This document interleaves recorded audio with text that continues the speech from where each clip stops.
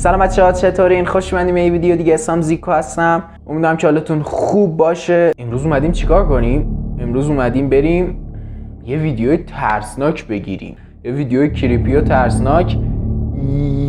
یه مدل داخلیشو قبلا گرفته بودم، اومدیم که خارجیشو بگیریم. و قبلا ترسناک‌ترین مناطق ایران رو گرفته بودم ویدیوشو. حالا امروز اومدیم بریم سراغ ترسناک‌ترین مناطق دنیا. ایران هم بخشی از دنیا حساب میشه ولی خب جزء مناطق ایران نیستن. بریم ترسناک‌ترین مناطق رو ببینیم چیا هستن، اصلا چه خبر قضیه. خلاصه اینکه بدون معطلی وایسید، یادتون ویدیو رو لایک کنید، چنل سابسکرایب کنید، اون زنگوله بغلش هم حتما بزنید، برام کامنت هم بذارید. بدون معطلی بزنیم رو سراغ ویدیو. لیتس گو.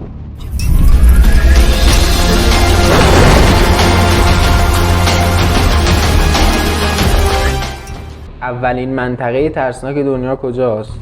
جزیره عروسک‌ها تو مکزیک. حالا قضیه چیه؟ قضیه اینه که یه جزیره هست که سر تا سرش عروسکه و فقط عروسک نیستن. قضیه این عروسک‌ها چیه؟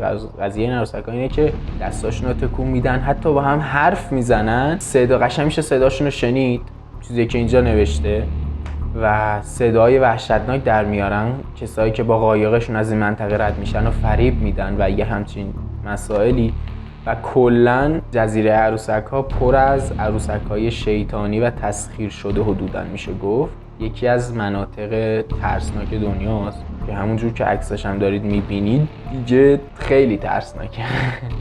جای بعدی کجاست؟ جزیره هاشیما توی ژاپن. حالا قضیه از چه قرار؟ از اینه که خیلی وقت پیش حالا یه جزیره هاشیما یه منطقه مسکونی بزرگه همونطور که دارید میبینید و مسئله اینه که از خیلی وقت پیش دیگه هیچ کس تو اینجا سکونت نکرده و کسایی هم که میرن توی این منطقه و توی این جزیره صدای عجیبی از توی ساختمون میشنون و حتی خیلی هاشون گفتن صدای حرف زدن رو کنارشون میشنن در صورتی که هیچ کنارشون نیست. یه جورایی میشه گفت تبدیل به شهر ارواح شده که هیچکی تو اونجا سکونت نداره و همین تبدیلش کرده به یکی از ترسناک‌ترین مناطق دنیا.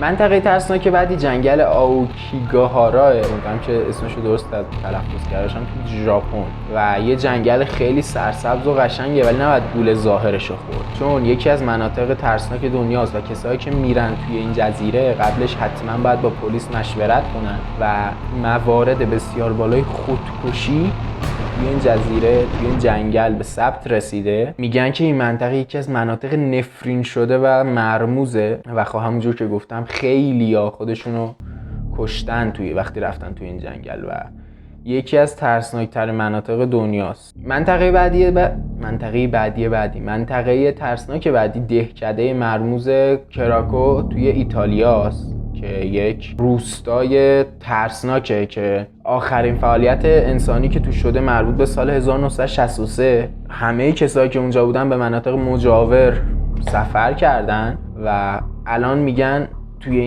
این جزیره طلسم‌های شیطانی و فعالیت‌های ماورا طبیعی توش داره رخ میده و هیچ کسی جرأت اینو که نزدیک به اون منطقه بشه رو زیاد نداره و از همین جهت یکی از ترسناک‌ترین مناطق دنیا تبدیل شده. منطقه ترسناک بعدی زندان ایالتی غربی تو پنسیلوانیای آمریکاه. حالا یه زندان دیگه چرا باید ترسناکشه؟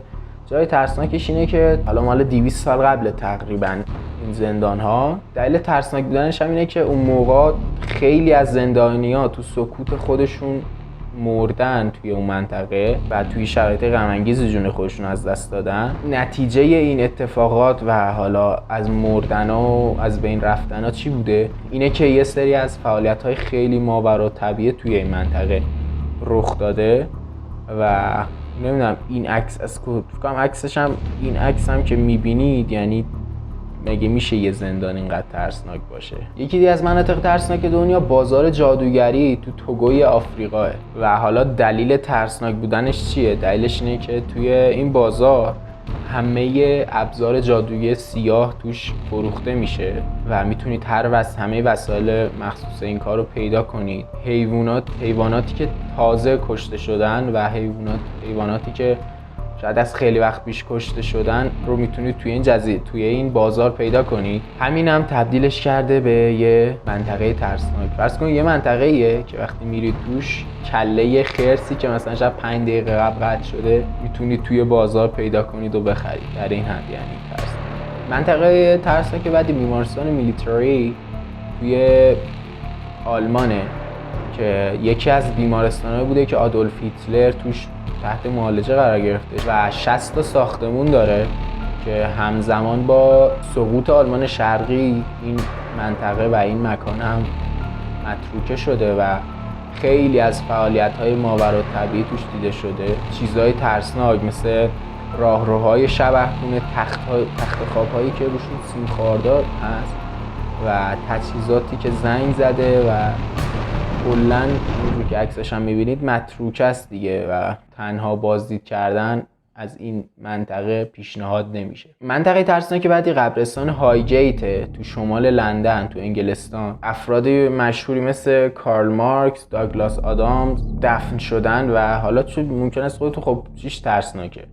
ترسناک اینه که وقتی شما تو این قبرستون قدم میذارید ممکنه ارواح سرگردان رو ببینید و ممکنه روح پیرزنی رو ببینید که داره دنبال بچهش میگرده. ممکنه یه راهبه رو ببینید که یهو ناپدید میشه و ممکنه خیلی اتفاقای ترسناک و عجیب غریبی دور شما اتفاق بیفته. واسه همین تبدیل شده به شاید ترسناکترین و یکی از ترسناکترین مناطق دنیا. منطقه ترسناک بعد امارت مونت کریستو توی استرالیاست. حالا چرا ترسناک این ایالت؟ خب امارت همونجور که میبینید خیلی قشنگه و مشکل خاصی نداره، ولی چیزی که این منطقه رو ترسناک کرده و این امارت رو ترسناک کرده چیه؟ مرگ‌های مرموزیه که توش اتفاق افتاده و یه کودک خردسال از پلا پرت شده پایین. سرایدار اونجا به طرز خیلی وحشیانه‌ای به قتل رسیده. حتی یه پسر بچه تو آتیش سوخته. یه سری از مرگ‌های ترسناکی که تو این منطقه اتفاق افتاده و به جز قشنگیش تبدیلش کرده یکی از مناطق ترسناک استرالیا. اینجور که پیشنهاد شده به توریست‌ها اصلا پیشنهاد شده که سمت این منطقه و سمت این خونه نرن.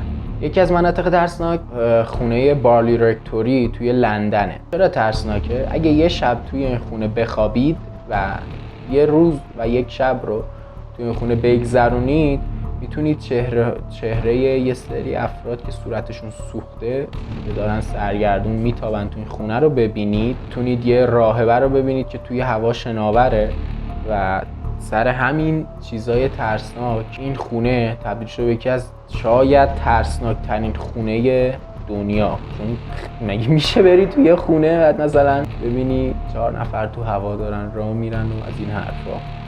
واسه همین این خونه خیلی ترسناک. جای بعدی قلعه نفرین شده تو فرانسه است که اسمشو واقعا من نمیتونم بخونم، اسمش میاد روی صفحه. و دلیل ترسناک بودن این قلعه چیه؟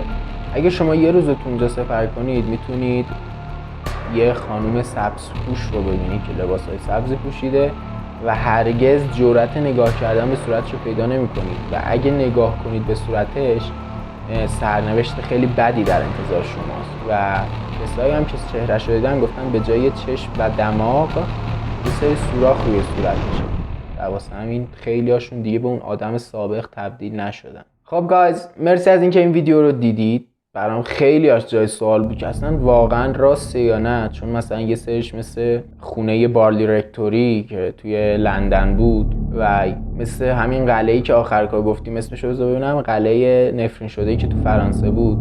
اینا خیلی عجیبه. مگه میشه بری تو یه جا و مثلا یه سریو ببینی که دارن با خودشون پرسه میزنن؟ عجیب غریب بود برام و به نظرم ترسناک تریناش هم همین دوتا بود. چیز ترسناک یکشم اون قبرستون هایتیج تو لندن بود، شمال لندن تو انگلستان. اینا واقعا به نظرم ترسناک تریناش بودن که دیگه خیلی ترسناک بودن. حقیقتشون هم خیلی دقیق نگفته بود که خب مثلا گفته بود اتفاقات ماورالطبیعی توشون اتفاق افتاده، ولی خب ننوشت دیگه چه اتفاقات. همین اون دو سه تا به نظرم ترسناک ترین بودن. خلاصه اینکه امیدوارم که از ویدیو کلا خوشتون اومده باشه. یادتون ویدیو رو لایک کنید، چنل رو سابسکرایب کنید، اون زنگوله بغلش هم بزنید و بگید به نظر شما ترسناک ترینش کدوم بود. نظر خودم همون 2 تا خونه خدایی ترسناک تریناشون بودن. خلاصه اینکه میبینمتون. فعلا شاد باشید، یعنی فعلا شاد باشید که نه، کلا شاد باشید. میبینمتون. گودبای.